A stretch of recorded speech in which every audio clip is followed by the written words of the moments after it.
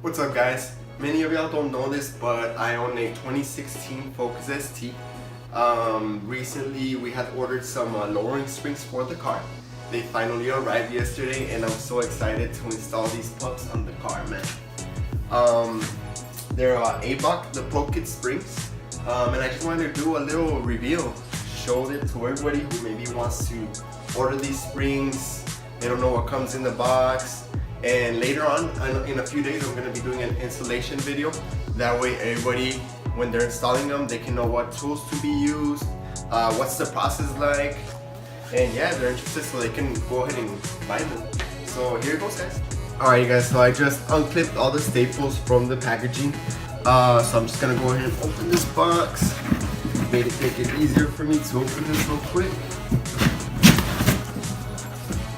Alright guys, so here it is.